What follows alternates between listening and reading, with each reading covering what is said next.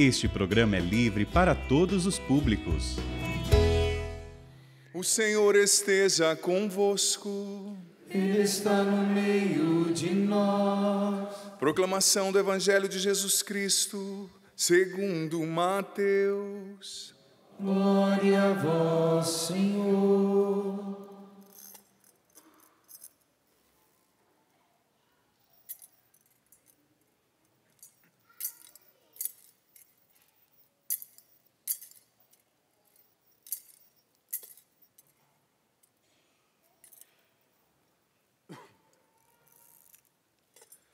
Naquele tempo, Jesus foi à região de Cesareia de Filipe e ali perguntou aos seus discípulos: quem dizem os homens ser o Filho do Homem? Eles responderam: alguns dizem que é João Batista, outros que é Elias, outros ainda que é Jeremias ou algum dos profetas. Então Jesus lhes perguntou: e vós, quem dizeis que eu sou? Simão Pedro respondeu: tu és o Messias, o Filho do Deus vivo. Respondendo, Jesus lhe disse: feliz és tu, Simão, filho de Jonas, porque não foi um ser humano que te revelou isso, mas o meu Pai que está no céu. Por isso eu te digo que tu és Pedro, e sobre esta pedra construirei a minha igreja, e o poder do inferno nunca poderá vencê-la. Eu te darei a chave do reino dos céus. Tudo que tu ligares na terra será ligado nos céus. Tudo que tu desligares na terra será desligado nos céus. Palavra da salvação.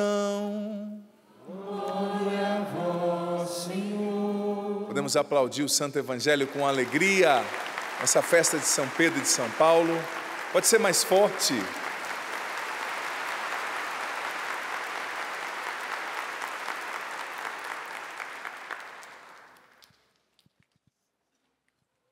Podemos nos sentar um momentinho, por gentileza.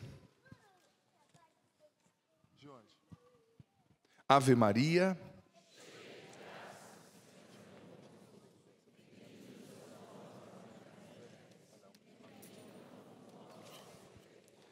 Santa Maria, Mãe de Deus, rogai por nós, pecadores, agora e na hora de nossa morte. Amém. Meus queridos irmãos e irmãs, você aqui, presente no Santuário do Pai das Misericórdias, você em casa, eu posso ter a liberdade hoje de fazer uma homilia eminentemente para os casais, né? Claro, respeitando aquilo que é a festa, a grande solenidade de hoje, porque são muitos casais aqui. Então, crianças, se o tio falar alguma coisa aí mais de casais, vocês olhem para cima, né? Faz de conta que não entendeu. Bem que a criançada de hoje está mais esperta que nós, na nossa geração, quando tínhamos 20 anos, porque eles têm acesso a tanta coisa que a gente não tinha, né? Mas eu vou falar sobre casais. Nós estamos num acampamento de casais. Você assistindo pela TV, ouvindo pela rádio, talvez ligou agora, né, pela internet. Só para te situar, essa missa encerra, conclui o acampamento de casais na Canção Nova. E veja bem, nós celebramos São Pedro e São Paulo. O padre está usando paramentos vermelhos, porque ambos foram mártires, né? Ambos têm uma importância singular na construção, na edificação da fé cristã. Muitos estudiosos do cristianismo constataram que se não fosse, por exemplo, a evangelização de Paulo, nós não seríamos cristãos no Ocidente. Se não fosse a firmeza de Pedro, não existiria a igreja. Claro, Jesus já queria, ele talvez arranjaria um outro meio de fazer acontecer, mas Jesus quis se usar de Pedro, se utilizar de Pedro, quis se utilizar de Paulo. Tanto que o livro dos Atos dos Apóstolos, eles são basicamente basicamente dividido em duas partes. Primeira parte, Atos de Pedro, né, de capítulo 1 até o capítulo 13, meio 14, e a segunda parte, depois do capítulo 15, que é o Concílio de Jerusalém, até o final, 16 até 26, são os Atos de Paulo, né, falando o que Paulo fez. Então, são figuras muito importantes para nós. Hoje também é o dia da igreja, é o dia no qual a gente celebra a beleza da igreja, corpo místico de Cristo, né? Gente, Jesus quis a igreja. Eu tinha um bispo que dava aula para mim no seminário que dizia: é tão verdade que Jesus quis a igreja que nem nós, padres e bispos, conseguimos destruí-la. Ele falava. E ele era bispo, falando para nós seminaristas, né? Claro, ele estava fazendo referência ali, brincando, claro, na aula de teologia, dos erros de muitos padres, de bispos ao longo da história. Mas nem os erros dos cristãos, dos consagrados, conseguiram destruir a igreja, que é algo querido por Jesus, é algo lindo. A igreja não é só o templo que você vê, é o corpo de Jesus. Jesus é a cabeça e a igreja é o seu corpo nesse mundo. É algo muito lindo. Eu já quero até, antes de entrar na realidade dos casais, pedir para você que está aqui, quem está em casa também, uma grande salva de palmas para a nossa igreja. Para os nossos superiores, para os padres missionários, pode ser mais forte. É hora de você lembrar daquele padre que te batizou, daquele missionário talvez. Quantos relatos eu escuto de pessoas que moravam no sítio, nas fazendas, e iam missionários, iam padres de cavalo para batizar as crianças, para fazer os casamentos, né? Nós precisamos celebrar, venerar, amar, reconhecer a igreja como um dom fantástico. Mas veja bem, São João Paulo II dizia na Familiaris Consórcio, que é uma encíclica linda que ele escreveu, que a igreja é o corpo místico de Cristo, é algo lindo com a sua estrutura, com o Papa, os cardeais, os bispos, os padres, os diáconos, as religiosas, as comunidades de vida, o povo de Deus. Mas São João Paulo II insistia em dizer que cada família precisa ser uma igreja doméstica. Cada casal precisa viver, fazer da sua casa um templo. E o que isso significa? O que é a igreja? A igreja, sobretudo aqui o altar, eu estou celebrando a missa, daqui a pouco o padre vai impor as mãos sobre o pão e o vinho, invocar o Espírito Santo, repetir as palavras que Jesus diz na última ceia, e o pão e o vinho vão se tornar o quê? Corpo e sangue de Cristo. Então a igreja é o lugar no qual Cristo é gerado, na Eucaristia, nos sacramentos, na pregação da palavra. Então quando São João Paulo II, presta atenção, quando São João Paulo II falou que ele queria que as igrejas, que as famílias fossem igrejas domésticas, ele estava dizendo para vocês casais, para nós famílias, que ele gostaria e que Deus quer que as famílias gerem Jesus, gerem o Cristo. A igreja é o lugar no qual o Cristo é gerado, e a família é chamada a gerar Jesus. Gerar Jesus pelo amor, pela comunhão, pela educação dos filhos, pelo perdão celebrado em cada dia. É fácil viver em família? É fácil viver um relacionamento, um matrimônio que dure? Claro que não, né? Haja vista pelas diferenças. Gente, ninguém vai viver bem uma vida em casal se não souber celebrar as diferenças. Eu não estou dizendo aceitar não, porque aceitar é muito banal, né? É celebrar. O seu marido é muito diferente de você, a começar na aparência, né, filha? Deus caprichou muito mais na senhora, né? Isso é fato, né? Não é verdade? E você não fica essa cara não, homem, é só você olhar do lado que você vai ver, né? Como dizia o padre Léo, ele fez a gente tão reto, na mulher já colocou um airbag duplo, né? Então, o padre Léo que falava, né? Torneou direitinho, o homem é aquela coisa, né? Mais reta assim, mas que é diferente, e não é? Esses dias eu contei atrás numa missa, não lembro nem se foi aqui, que eu percebi um dia as diferenças gritantes na concepção masculina, feminina, entre homem e mulher. Há muita diferença, gente. Não é que nenhum é melhor nem pior, são diferentes. Deus os fez diferentes. Eu fui de férias uma vez, minha família é do Paraná, né? E eu fui com a minha sobrinha, acho que eu a tinha levado no cinema, na época ela devia ter ali uns 17, 18 anos, se eu não me engano. Tinha levado no cinema, tal. O tio mora longe, né? Sou missionário, vejo minha família poucas vezes no ano. Então, quando eu vou de férias, eu gosto de estar muito com elas, né? Aí a levei no cinema, levei ela para comer alguma coisa que ela gostava, que não era nada light, diga-se de passagem, estou lembrando agora. Aí voltando do cinema, tinha uma avenida grande, nós tínhamos que subir para chegar num semáforo e depois continuar para a nossa casa, né? Aí aconteceu um acidente na nossa frente, né? Aconteceu um acidente, mas o carro de trás chegou com tudo no carro da frente, bateu na traseira, sabe? Quebrou o para-brisa, o vidro de trás, desculpa, aquela confusão. De repente o motorista saiu meio cambaleando, não sei se tinha chapado, tomado uma cacha, né, uma cachaça, ou se tinha mesmo, talvez pelo baque da batida, meio ruim, né? Saiu de um lado meio cambaleando, de repente saiu a mulher do outro lado, né? E eu já estava pensando, gente do céu, será que machucou, né? Será que a polícia vai chegar? Será que tem seguro, né? O carro é bonito. Aí minha sobrinha olhou para a menina saindo e falando, nossa, falou para mim, olha, nossa tio, você viu o brinco dela, combina com o sapato. Eu falei, o que é, filha? Eu estou com medo, estou preocupado se a mulher morreu. Não, mas olha só, é um lilás bonito, tal. E o vestido também está na paleta. Tá no quê? Paleta de cores, né? Falei, não estou falando que sempre é assim, né? Foi minha experiência na minha família, tá? Estou generalizando ninguém. Mas que há uma diferença gritante, né? A gente, homem, salvo raras exceções, a gente quer que o mundo acabe em barranco para a gente morrer encostado, né? O marido, tá tudo bem. Põe o lixo para fora, já vou. Daqui 3 dias o lixo está lá fedendo, né? Rato, tal.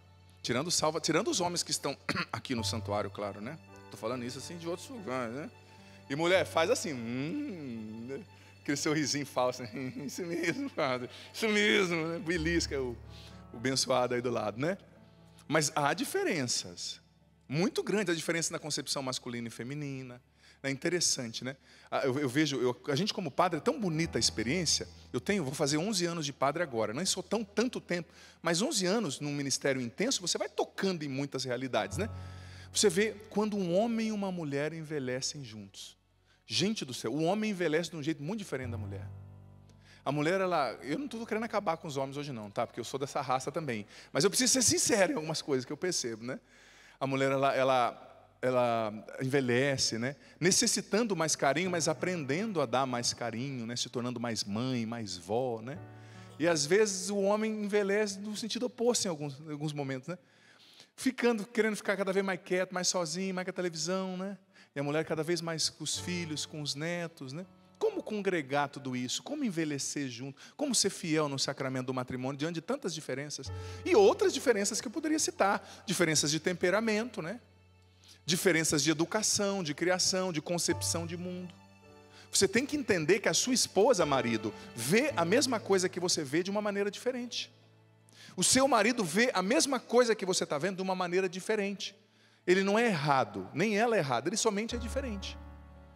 E é preciso celebrar as diferenças no relacionamento. Senão ninguém consegue permanecer junto. Celebrar as diferenças, e tem diferenças que são gritantes, né? Eu fico vendo, né? Tem pessoas que têm uma concepção, a vida tem que ser assim, para a bendita da esposa às vezes, né? Assim, se sair aqui, nossa, quebra o pau, né? E às vezes com coisa de religião, né? Aí às vezes o marido manda até um áudio assim, padre, vem almoçar aqui em casa, mas fala isso para minha esposa. Eu falo, que isso, pai? Deixa o Espírito Santo me inspirar, pelo menos. Não, padre, ela está achando que tem que ser assim, né, padre? Toda noite está com dor de cabeça, padre, não sei o que está acontecendo. A gente não conversa mais à noite, padre. Ô filho, eu vou tentar rezar, né? Pedir o Espírito Santo, pede, padre, o Espírito Santo que venha com pena e tudo, essa pomba do Espírito Santo nos ajudar, né?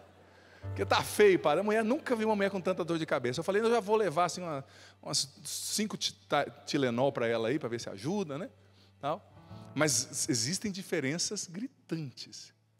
Diferenças na maneira de ver as coisas. E tem gente que além de ser diferente é chato, né? Claro que aqui não tem ninguém assim.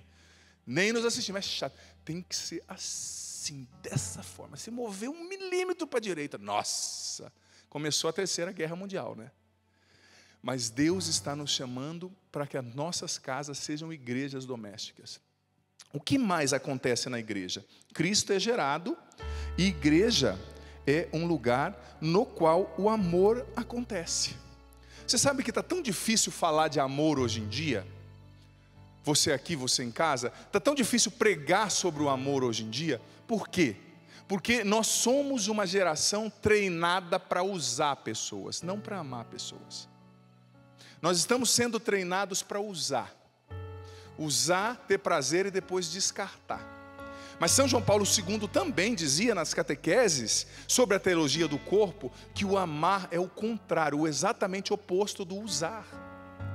Quem ama não usa, quem ama cuida, quem ama celebra a vida do lado dessa pessoa. E tanta gente não entendeu que o amor, ele é compromisso. Exige uma dimensão de compromisso no amor. Tem gente que confunde amor, tem gente que fala, eu vou fazer amor. Está fazendo qualquer outra coisa, menos amor. Porque amor exige doação, Amor exige compromisso. Quantas pessoas, gente, o que eu mais encontro, olha, eu estou decepcionado um pouco com a nossa raça, viu, homens? Estou decepcionado. O que eu mais tenho encontrado antigamente é um tiozão de 50, com tênis All-Star da moda, achando que é um adolescente, dizendo assim, eu tenho medo de casar. Me perdoe, é um mole, é um molecão criado com a avó, fraco. Porque homem de verdade assume compromisso. Biblicamente, é isso que faz um menino deixar de ser menino e se tornar homem. É a coragem de assumir compromisso, de assumir uma família, de assumir uma vocação. Mas a gente vê uma geração de moleques aí, com 50 anos, me perdoe, mas preguiçoso, medroso. Eu não sei se eu vou ter condição de ser pai. Meu filho, ser pai é fácil, você já sabe o caminho, você já deve ter, né? É simples. Claro, não seja um irresponsável, mas também não seja um medroso. Tem gente que está esperando eu não sei o quê.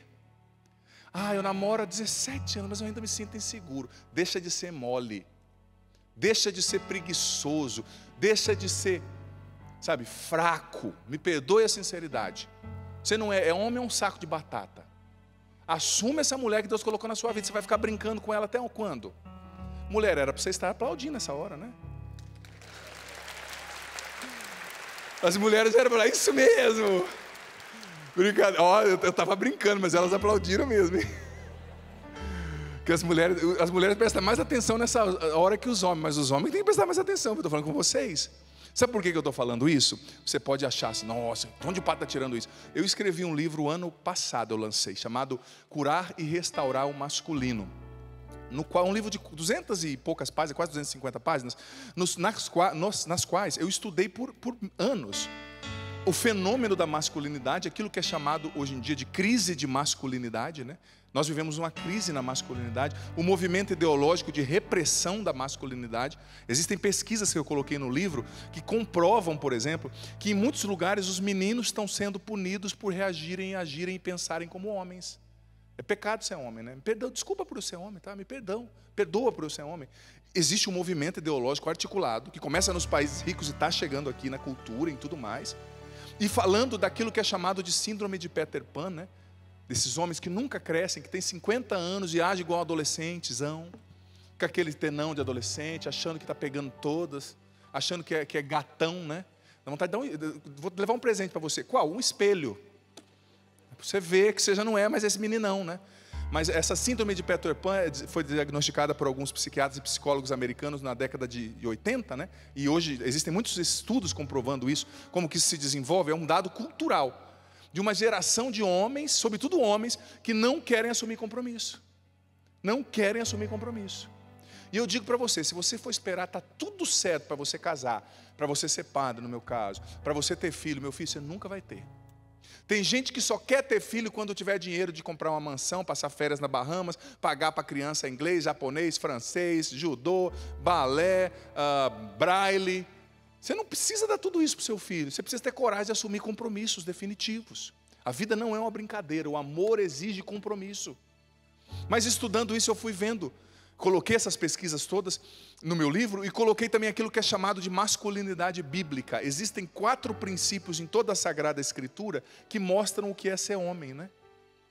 E ali, um dos princípios de masculinidade bíblica é a disposição ao sacrifício. Todo homem, biblicamente, foi chamado por Deus para o sacrifício. Sacrifício, a palavra sacrifício do latim quer dizer sacerofere, quer dizer um sacro ofício, um sacro trabalho, uma santa doação, uma santa entrega. O homem é chamado a assumir compromissos, a se sacrificar pela sua família, a assumir a sua esposa, a parar de ficar pulando de galho em galho, né?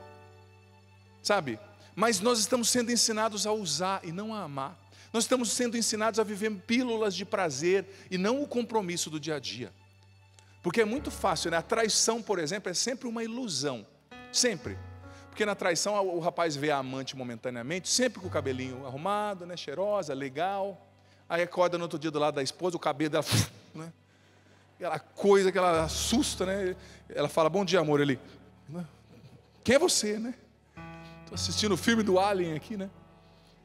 Tem o desafio do dia a dia, né? Da aparência, da luta, dos momentos das pessoas, né? E a gente sabe, né, rapaz, que as mulheres, elas são, o temperamento delas, o humor é sempre muito assim, né, linear, né, sempre igual, né, rapazes, não é verdade?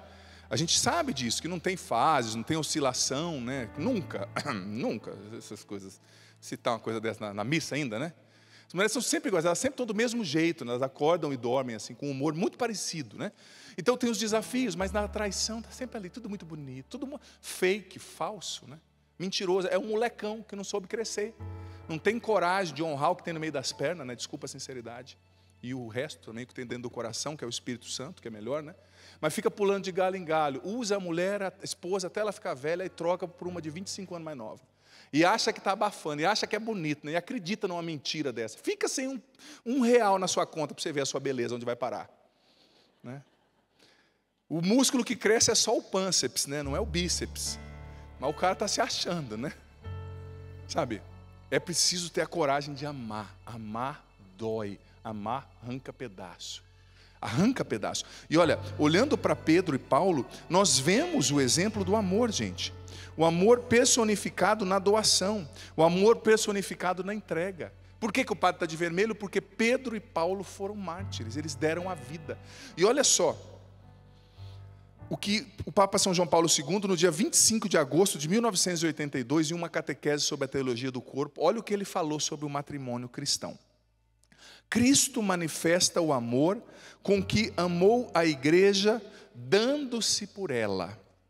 Aquele amor é a imagem e, acima de tudo, o modelo do amor que o marido deve manifestar à sua esposa no matrimônio e que a esposa deve manifestar ao seu marido, quando ambos estão submetidos um ao outro no temor de Cristo.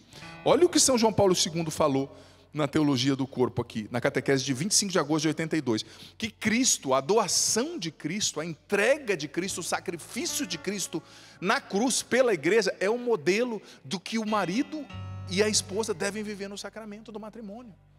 Só que, como eu disse, nós estamos sendo formados cada vez mais, gente, para usar as pessoas, não para amar. Nós estamos sendo formados, para pensarmos cada vez na gente somente, no nosso próprio prazer. Sabe? Então, com isso, a gente não vive mais essa doação de Cristo, como Cristo doou-se pela igreja, morrendo na cruz. O marido é chamado a doar sua vida pela sua esposa, pelos seus filhos, o sacrifício. A esposa é chamada a doar sua vida pelo seu marido. E doar a vida significa doar a vida. É celebrar as diferenças, é tolerar as dificuldades, é perdoar. E como é difícil perdoar, né, gente? Certas coisas que você descobre. E é interessante que depois de um tempo, o marido não esconde mais da mulher as suas fraquezas e ela não esconde mais dele, porque eles não conseguem. Como o marido olha para a mulher já sabe o que ele está pensando. Está pensando em me trair, feliz, né? Já sabe do jeito dele olhar. Sabe? Mas como Deus nos chama a viver esse amor que não desiste, sabe? Que dá a vida, que se doa novamente. E você sabe o que é bonito no sacrifício de Cristo? Certa vez eu ouvi um teólogo alemão falando sobre isso. O bonito no sacrifício de Cristo, que o que deu sentido para a dor de Jesus, é que quando ele estava no alto da cruz, ele pensou em mim, ele pensou em você, ele pensou em cada um de nós. Aquilo era o sentido. Eu estou me sacrificando, mas é por aquele filho, aquele padre, aquele fiel, aquela família. E nós somos convidados, filho, filha, a amar como Jesus assim. A amar como Jesus, dando a vida. Pensando no meu sacrifício, eu estou aqui me sacrificando pelos meus filhos, pela minha família. E o padre foi duro aqui falando com os homens, claro, mas com todo respeito eu falei, duro também com você, mulher, talvez, mas é porque Deus te chama a ter a coragem de se sacrificar pela sua família, se sacrificar, assumindo compromisso, tendo filhos, casando, saindo desse cima do muro nesse relacionamento que não vai nem para trás nem para frente. E se Ele pede, Ele vai te sustentar, Ele vai te abençoar, Ele vai abrir portas. Mas essa doação como Cristo, ela é exigente. Ela é exigente e mais, ela precisa ser protagonizada nos moldes daquilo que a segunda leitura falou para nós. A segunda leitura de São Paulo a Timóteo é uma leitura muito especial, é chamada de Testamento Espiritual de Paulo. O que Paulo falou? Uma das afirmações mais bonitas de todo o Novo Testamento. Ele disse, olha, eu já estou para ser derramado em sacrifício. Ou seja, Deus revelava para ele que toda a luta dele pela igreja, as comunidades que ele fundou, as cartas que ele escreveu, tudo isso estava caminhando para um fim e que ele ia sofrer o martírio. Mas o que São Paulo diz? 3 coisas. Combati o bom combate, completei a minha corrida, guardei a minha fé. Veja bem, são 3 verbos importantíssimos para você que quer viver o seu matrimônio com significado, que quer lutar pela sua família, que quer lutar pelo seu casamento, que quer recomeçar, que quer protagonizar o perdão. Você pode repetir depois de mim esses 3 verbos? Combater. Pode ser mais forte. Combater. Completar. Guardar. Veja bem, vamos entender essas 3 coisas que Paulo falou. Os 3 verbos no infinitivo eu coloquei, mas Paulo conjugou na sua pessoa, na primeira pessoa. Combati o bom combate. O que Paulo estava dizendo? Eu vou morrer, eu sei que o martírio está chegando, mas eu fiz tudo o que eu precisava fazer. Eu vou em paz. Eu combati o bom combate. Eu lutei por Jesus, eu não neguei Jesus, eu fui fiel. Quando eu pequei, eu pedi perdão, eu recomecei. Eu vou morrer, mas eu vou deixar um lindo testemunho para gerações. Será que se hoje, filho, filha, presta atenção, fosse o meu, o seu, o nosso último dia, será que nós poderíamos dizer, combati o bom combate? Será que você poderia dizer, eu combati o bom combate, padre? Eu posso ir, eu tenho combatido o bom combate. E quantos combates não existem no seu matrimônio?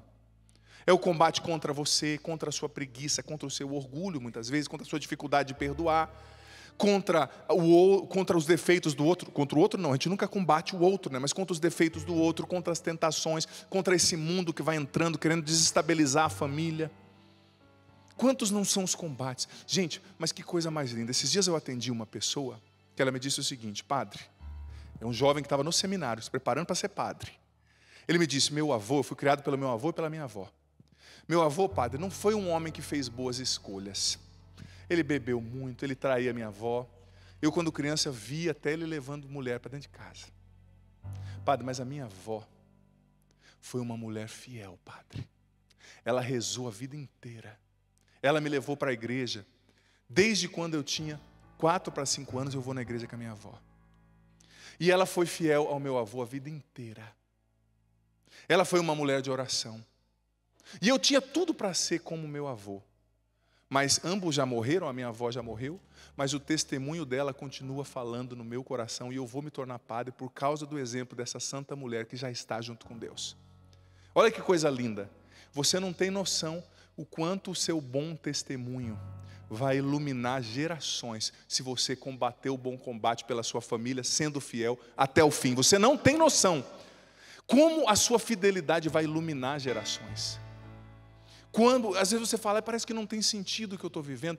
Você com o seu combate pela fé, combate para ser uma boa esposa, uma boa mãe, para não chutar o balde, que às vezes dá vontade de chutar o balde na família, dá vontade de desistir de tudo. Talvez você lutando aí contra defeitos recorrentes, quedas recorrentes do seu marido, mas combata o bom combate da sua esposa, né? Porque isso vai gerar fruto por gerações e gerações e gerações. E o segundo verbo, completei a carreira. O que quer dizer completei a carreira? Outras traduções dizem assim, eu terminei a corrida, né? Completei a carreira, já viu? Às vezes a gente fala, né? Fulano saiu numa carreira, não é assim, né? Ah, menino, sai numa carreira, senão eu te pego. A mãe fala para o menino quando o menino bagunça, né? Ou seja, São Paulo disse, eu completei a corrida. Eu fiz o que eu devia fazer. Eu completei a corrida. Você, esposa, esposo, lute ao máximo. Dê o seu sim, se esforce. Saiba que depois que você casou, o seu compromisso não é só com ela, com ele, é com Deus em primeiro lugar. O sacramento vincula vocês a Deus. Então, complete essa corrida, essa carreira até o fim. Corra até o fim, custe o que custar. Talvez você chegue no final da corrida estrupiado, arrebentada. Esses dias eu vi a foto da filha de uma amiga minha. A filha dela correu a maratona do Rio de Janeiro, 40 quilômetros, se eu não me engano. E ela foi, no final, a mãe estava esperando com o celular, filmando, né, como uma boa mãe, a menina chegando, e a menina chorando, né? Aí a mãe falou, nossa filha, você estava chorando de emoção porque completou a prova? Ela falou, não mãe, eu estava chorando de dor. Tudo em mim doía e eu machuquei, né, o tendão aqui da panturrilha, mas eu queria terminar essa corrida, eu estava chorando de dor. Ela terminou a corrida, se jogou no chão. Teve que vir os paramédicos ajudá-la. Nem que você acabe a corrida como essa mulher, mas complete a corrida pela salvação da sua família. Complete a carreira pelo seu matrimônio, rezando. Porque você vê no primeira leitura, Pedro estava preso por 12 soldados romanos, altamente guardado, mas a comunidade rezou por ele, e através da oração daquela comunidade, ele foi liberto pelo anjo daquela cadeia. E veja bem, o terceiro verbo, guardei a fé, tem a ver com isso.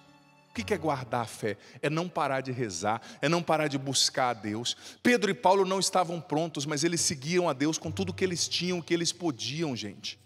Eles deram o melhor deles. Tem gente que fala assim: ai padre, eu não rezo porque eu tenho filho pequeno. Ai padre, eu não rezo porque meu marido trabalha à noite. Ai padre, eu não rezo porque está difícil. Se você for esperar ter condição, você nunca vai ter a sua vida com Deus. Guarda a fé, ou seja, faz da fé, da oração uma prioridade na sua vida. Uma prioridade. Quando Deus for a verdadeira prioridade da sua vida, do seu tempo, tudo vai entrar no seu lugar na sua vida, e sua vida vai deixar de ficar de ponta cabeça. Quando Deus for a sua verdadeira prioridade, Ele vai dar tudo que o seu coração deseja. Mas enquanto Ele estiver em segundo, terceiro, quinto plano, não vai acontecer. Então é preciso guardar a fé. Guardar a fé. Gente, as famílias precisam voltar a ser eucarísticas. Famílias que adoram, crianças que adoram Jesus na Eucaristia. Isso é muito importante. Tem muita gente: eu adoro em casa, eu assisto pela televisão. Não.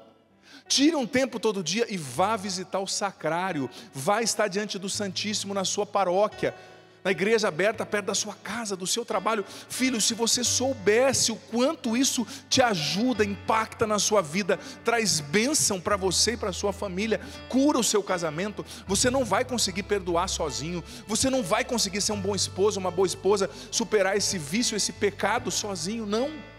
Adore Jesus, que sejam casais eucarísticos, que vão juntos, que possam ir juntos diante do Santíssimo e lá permanecer.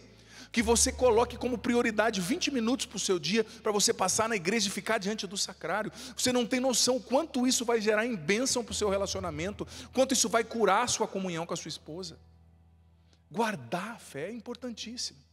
Enfim, 3 verbos, 3 missões: combater, completar e guardar. Que o Espírito Santo nos ajude, nos impulsione a viver isso. Vamos ficar em pé?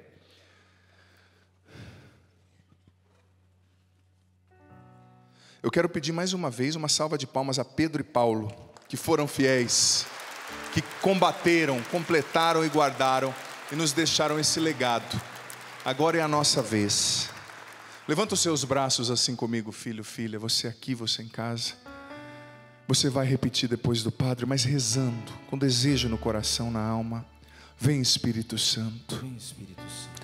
Vem me batizar. Vem me batizar. Vem encher meu coração. Vem encher meu coração. Liberta-me, Espírito Santo. Liberta-me, Espírito Santo. Da cegueira espiritual. Da cegueira espiritual. Da surdez espiritual. Da surdez espiritual. Venha curar meu coração. Venha curar meu coração. Venha me batizar, Espírito Santo. Venha me batizar, Espírito Santo. Eu quero nessa tarde. Eu quero nesta tarde Ter um encontro pessoal com Cristo. ter um encontro pessoal com Cristo. Receber a tua unção. Receber a tua unção. Mas peça com fé, receber a tua unção. Receber a tua unção. Vem Espírito Santo. Vem Espírito Santo. Me desperta para a santidade. Me desperta para a santidade. Eu quero ser fiel a Deus. a Deus. Eu quero combater o bom combate. Eu quero combater o bom combate. Eu quero completar a carreira. Eu quero completar a carreira. Eu quero guardar a fé. Eu quero guardar a fé. Vem Espírito Santo. Vem Espírito Santo. Me dá o dom de perdoar, Me dá o dom de perdoar, de celebrar as diferenças, de celebrar as diferenças, de amar até o fim. de amar até o fim. Liberta-me de toda preguiça Liberta-me de toda preguiça nos meus nos relacionamentos. meus relacionamentos. Que eu não seja acomodado, Que eu não seja acomodado. que eu não seja preguiçoso. Que eu não seja preguiçoso. E mesmo nas situações E difíceis, mesmo nas situações difíceis, que eu escolha o melhor, que eu escolha o melhor. que eu me abra à vontade de Que eu Deus, me abra à vontade de Deus. que eu faça em tudo